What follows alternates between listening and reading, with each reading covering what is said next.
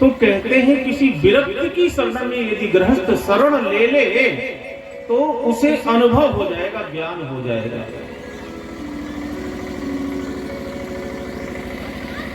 और जब अनुभव होगा तभी ठीक से गृहस्थाश्रम आपका चल पाएगा। इसी प्रकार से आगे मनवंतरों का भी वर्णन बताया है। ये जो मनवंतर होते हैं, यदि देखा जाए तो भागवत जी के अनुसार बहुत बड़ा लंबा चौड़ा हिसाब किताब है महाराज मनवंतरों का। चारों युगों का एक महायुग होता है। महायुग किसको कहते हैं? जब 4 युग बीत जाएं तो एक महायुग होता है। 4 युग कौन कौन से? सतयुग, त्रेता, द्वापर और कलयुग। जब ये चारों युग व्यतीत हो गए तो एक महायुग हुआ, जिसका सौरमान वर्ष होता है 43,20,000 वर्ष होता है। इसका सौरमान वर्ष कितना हुआ? 43,20,000 वर्ष। 100 महायुग का एक कल्प होता है। ध्यान देना, 4 युगों का एक महायुग और 100 महायुग का एक कल्प होता है। एक कल्प, 2 कल्प की ब्रह्मा जी की अहोरात्रि होती है। 2 कल्प की ब्रह्मा जी की अहोरात्रि, अर्थात एक कल्प का दिन और एक कल्प की रात्रि, उसको कहते हैं अहोरात्रि। 1360 अहोरात्रि बराबर 620 कल्प का एक ब्रह्मा वर्ष होता है। 600 यानी 1360 जब अहोरात्रि बीत जाती है, 620 कल्प ब्रह्मा वर्ष होते हैं, तब ब्रह्मा जी की आयु 100 ब्रह्मा वर्ष होती है। बहुत लंबा चौड़ा हिसाब किताब है, अर्थात 72,000 कल्प की होती है। ब्रह्मा जी की आयु कितना? 72,000 कल्प। ब्रह्मा जी के एक दिन में 14 मनवंतर होते हैं महाराज। उसमें से एक स्वयंभू, 2 स्वरोचिष, तीसरा उत्तम, तामस, रावा, चक्षस, ये 6 मनु व्यतीत होते हैं। यह 7वां वैश्वोत्तर मनवंतर चल रहा है इस समय। उसमें भी अभी तक 27 महायुग बीत गए हैं। कितने बीत गए? 27 महायुग बीत गए हैं। 28वें महायुग का त्रेता, सतयुग, त्रेता, द्वापर, ये 3 युग व्यतीत हो चुके हैं और ये 28वें महायुग का आखिरी एक कलयुग चल रहा है। इसकी आयु है 4,32,000 वर्ष। इसकी आयु क्या है? 4,32,000 वर्ष की आयु है। लेकिन अभी कलयुग को लगे हुए कितना समय हुआ है? लगभग 5,500 साल हुए। यानी 5,500 वर्ष पहले भगवान श्री कृष्ण इस धराधाम में मौजूद थे और जैसे ही भगवान कृष्ण धराधाम से गए हैं वैसे ही कलयुग ने डेरा जमा लिया है। इस प्रकार से जो मनवंतरों का वर्णन आया था उसके विषय में सुखदेव जी महाराज ने वर्णन किया और अब आगे श्री गजग्राह के पवन चरित्र का वर्णन करते हैं।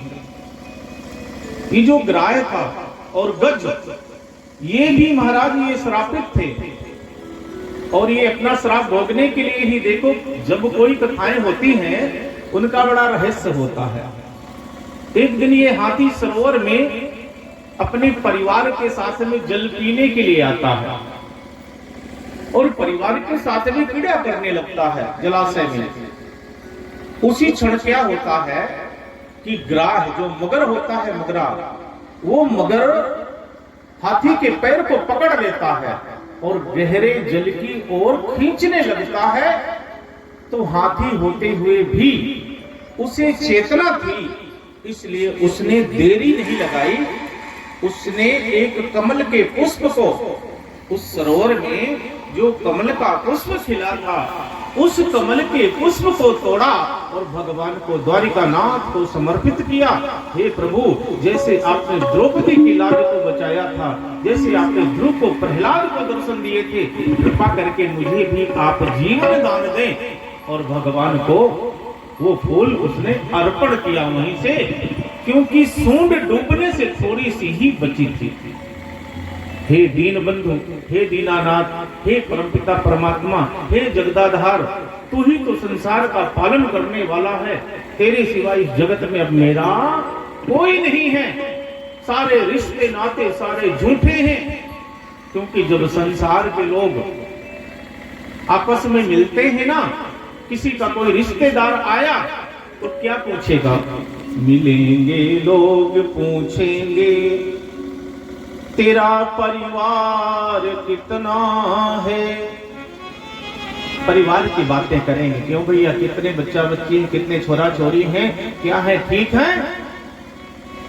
मिलेंगे लोग पूछेंगे तेरा परिवार कितना है, मिलेंगे लोग पूछेंगे तेरा व्यापार कितना है। या तो व्यापार की बात या तो परिवार की बात, और यदि पूछते पूछते पूछेंगे तो और क्या, मिलेंगे लोग पूछेंगे तेरा व्यवहार कितना है। कहां तक व्यवहार है, कहां तक आपका पावर है, कहां तक परिचय है। मिलेंगे पर न पूछेंगे प्रभु से प्यार कितना है, मिलेंगे पर न पूछेंगे प्रभु से प्यार कितना है। आपने कितने मंत्र के जाप किए हैं, कितना स्मरण किया है, कितने नाम आपने लिए हैं, ये पूछेगा नहीं आपका कोई रिश्तेदार। यदि पूछेगा तो परिवार, व्यापार और व्यवहार की बातें होंगी। इसलिए इस संसार में महाराज है क्या? हाथी ने समझ लिया, जड़ जीव था, वो समझ गया। पत्नी निकल के बाहर खड़ी हो गई सरोवर से, जो बच्चे थे वो भी निकल के बाहर खड़े हो गए। अब अकेला हूँ और ये मगर पैर खींच रहा है, थोड़ी देर में सूंड डूब जाएगी, प्राणांत हो जाएगा। बिना देर किए उसने दीनानाथ सरकार द्वारिकानाथ को वो पुष्प अर्पण किया। तो द्वारिकानाथ ने देरी नहीं लगाई महाराज, बिल्कुल देरी नहीं किया उन्होंने। वो जानते थे कि अगर देरी कर दूंगा तो बेचारे हाथी का प्राणांत हो जाएगा, मुझे इसकी रक्षा करनी है, मुझे इसे बचाना है। तो भगवान ने सीधे अपने सुदर्शन चक्र को भेजा। सुदर्शन चक्र आया और मगर के शीश को काट दिया, जिससे जो गज का पैर था वो छूट गया। अच्छा ये बताओ, भगवान उद्धार किसका करना चाहते थे? हाथी का। हाथी को बचाना चाहते थे, लेकिन उद्धार किसका हो गया? ग्राह का। उद्धार ग्राह का हुआ।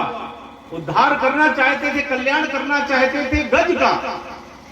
यही एक कथा विशेष समझने की बात है। ऐसा क्यों? ये जो गज है ना, ये जो हाथी है ना, ये पूर्व जन्म में इंद्रधुम्न नाम का राजा था, और ये राजा होने की अकड़ में था कि मैं राजा हूं। एक बार ऋषियों की मंडली एक जगह बैठी हुई थी, और ये मतवाला हाथी पे सवार हुआ, बैठा और चला जा रहा है। ऋषियों ने देखा, अरे ये तो जड़ है, मूर्ख है, इसने कोई नमस्कार कोई प्रणाम कुछ भी नहीं बोला और अकड़ के जा रहा है। तो ऋषियों ने इसे श्राप दे दिया, बोले जा तू सबसे जड़ हाथी हो जा। तो ये इंद्रधुम्न नाम का राजा हाथी हो गया। लेकिन वहीं पर इसने निवेदन किया महाराज ऋषियों से, आपने तो मुझे एक छोटी सी भूल के कारण इतना बड़ा श्राप दे दिया है, तो मेरे उद्धार का भी तो उपाय बताओ। बोले आपका भी उद्धार होगा, आपका भी कल्याण होगा और गजयोनी भी आपकी छूटेगी। तो उन्होंने, ऋषियों ने सारा उपाय उसको बता दिया। और ये जो ग्राह था, ये ग्राह भी हुहू नाम का गंधर्व था। ये भी श्रापवश ही ये ग्राह बना हुआ था। और जब मुक्ति का कारण पूछा तो उन्होंने बता दिया था पहले ही कि ये जो है भगवान के सुदर्शन से तेरी मुक्ति होगी, और ये जो ग्राह रूप है वो तेरा छूट जाएगा। देखिए जीवन में जब कभी संकटों की घड़ी आ जाए, और चारों तरफ से संकट ने हमें घेर लिया हो और प्राणों पर भी आ पड़े कि हमारे प्राण बचेंगे या नहीं बचेंगे, उस समय कहते हैं गजेंद्र मोक्ष का जो पाठ है वो अपने घर में करवा लेना चाहिए। और यदि गजेंद्र मोक्ष का पाठ वो अपने घर में करवाते हैं तो निश्चित तौर से ही भगवान की कृपा होती है और आपका कल्याण होता है और धन धान्य की वृद्धि होती है, परिवार में सुख और शांति बढ़ती है। इन्हीं पावन प्रसंगों से हमें समझना चाहिए कि अंतिम समय में भी यदि हम नारायण का, प्रभु का स्मरण कर लेंगे तो निश्चित तौर पे हमारा कल्याण हो जाएगा। इस प्रकार से गोविंद जय जय गोपाल जय जय,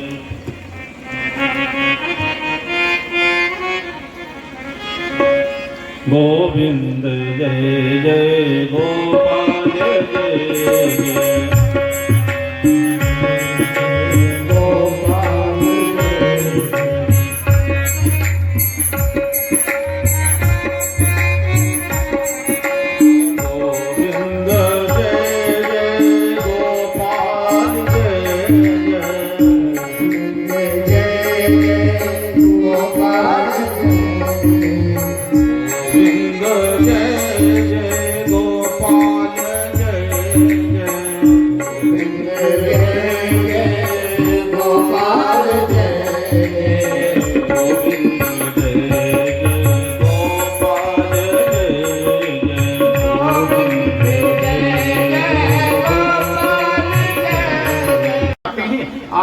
अमृत परोस दो, आप हमें अमृत का पान करा दो। मोहिनी भगवान ने सोचा अमृत कोई साधारण वस्तु नहीं है जो इनको सहज में मैं पिला दूं। उन्होंने क्या किया, अमृत कलश लिया और जैसे देवता दानव पंक्ति बना ही रहे थे, मोहिनी भगवान लेके वहां से आगे बढ़ गए। जैसे मोहिनी को अमृत कलश के साथ जाते देखा तो देवता और दानव पीछे चले। दौड़े दौड़े दौड़े मोहिनी भगवान कहां पहुंचे, इस पृथ्वी पर संगम की पवित्र धरा तीर्थराज प्रयाग के संगम के पावन तट पर मोहिनी भगवान ने उस कलश को क्षणिक रखा। कहते हैं देवता और दानव पीछा नहीं छोड़े, वहां पहुंच गए, हमें तो अमृत का पान कराओ, अमृत का पान कराओ। भगवान वहां से भी वो कलश उठाए और सीधे दक्षिण की ओर गए और दक्षिण पहुंच करके उस कलश को कहां रखा, जिसको आज त्र्यंबकेश्वर नासिक कहते हैं, उस जगह में गोदावरी के पावन तट पर उस कलश को महाराज रखा। देवता और दानव वहां भी आ गए। तब भगवान वहां से चले और सीधे उत्तराखंड की ओर गए। कहां पहुंचे, जिसको हरिद्वार के नाम से जाना जाता है, उस क्षेत्र में भगवान पहुंचे तो देवता दानव वहां भी पहुंच गए। अब भगवान वहां से भी उठे और कहां पहुंचे, जिसको पूर्व काल में अवंतिकापुरी कहते थे, जिसको आज हम सब उज्जैन के नाम से जानते हैं। महान काल की पावन पवित्र नगरी में पहुंचे। देवता दानव आ गए, हम कब तक पीछे दौड़ते रहेंगे, हमें अमृत पान कराओ, अमृत पान कराओ हमें। तब मोहिनी भगवान ने कहा अच्छा पंक्ति में बैठ जाओ। पंक्ति में महाराज बैठा दिया। एक बात आपको और स्पष्ट बता दें, मोहिनी भगवान ने जिन 4 जगहों में ये अमृत कलश को रखा था, अमृत कुंभ को रखा था, इसीलिए इस पृथ्वी को इन 4 जगहों को अमर भूमि माना जाता है। हो सकता है इस भूमि पर कुछ अमृत की बूंदें गिरी हों, क्योंकि यहाँ पर मोहिनी भगवान अमृत कलश को लेकर के आए थे और अमृत कुंभ को रखा था। इसीलिए इन 4 जगहों पर ही महाकुंभ मनाया जाता है। इस धरती के अंदर 5वीं ऐसी कोई जगह नहीं जो महाकुंभ मनाया जाता हो। पंक्ति में बैठा दिया और अब राक्षसों से कहने लगे भगवान। बोले एक बात बोले। बोले क्या? बोले जो ऊपर का अमृत है ना वो पतला है, थोड़ा सा ज्यादा ही पतला है, तो जो पतला अमृत है मैं देवताओं को पिला दूं और जो गाढ़ा गाढ़ा अमृत नीचे का बचेगा वो तुमको पिला दूं। राक्षसों ने कहा ठीक है, हम आपकी बात से सहमत हैं, आप हमें अमृत पिलाएं। एक पंक्ति में देवता और एक पंक्ति में राक्षस बैठ गए।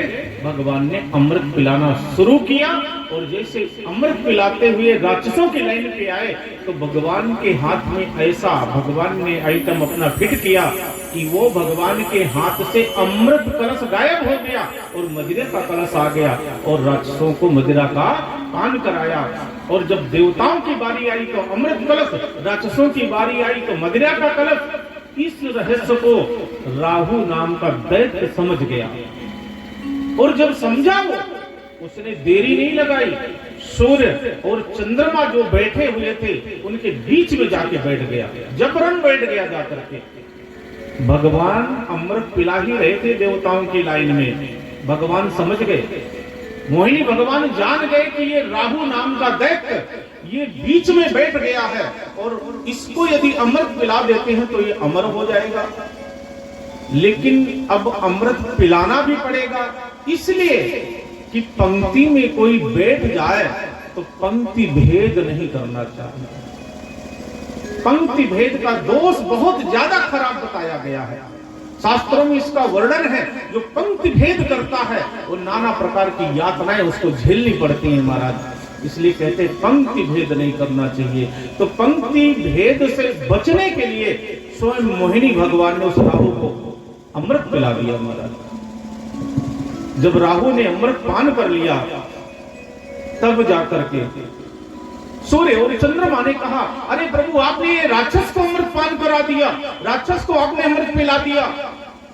तब भगवान ने देर नहीं लगाई, अपने चक्र को छोड़ा और राहु का शीश काट दिया। शीश बना केतु और धड़ बना राहु। उसने कहा ठीक है, आपने मुझे संकेत किया, बताया है आपने, तो अब मैं तुम्हें परेशान करूंगा। तो राहु सूर्य को ग्रहण के रूप में तंग करता है और केतु चंद्रमा को ग्रहण के तौर पर आज भी परेशान करता है, क्योंकि इन्होंने संकेत किया तो मोहिनी भगवान ने उसका शीश धड़ से अलग कर दिया। अमृत पान हुआ, अमृत पान करके और मोहिनी भगवान वहां से महाराज अंतर ध्यान हो जाते हैं और इस तरीके से समुद्र मंथन की पावन कथा सुखदेव जी महाराज ने वर्णन किया। देखिए श्रीमद् भागवत महापुराण में कथाएं तो बहुत विस्तार से आई हैं, इतने ज्यादा विस्तार से आई है कि 7 दिन में तो कथा कही ही नहीं जा सकती है, लेकिन थोड़ा थोड़ा सूक्ष्म रूप में उसका एक सार तत्व निकाल करके और थोड़े थोड़े रूप में आपको बताया जा रहा है ताकि उस कथा की पूर्ति हो जाए। लेकिन कथा की पूर्ति इन 18,000 श्लोकों से की जाती है। जो ये अनवरत 18,000 श्लोकों का पाठ चल रहा है, इससे कथा की पूर्ति होगी और सूक्ष्म रूप में जो भी है वो एक तत्व के रूप में आप सभी को बता करके कथा को पूर्ण किया जाता है।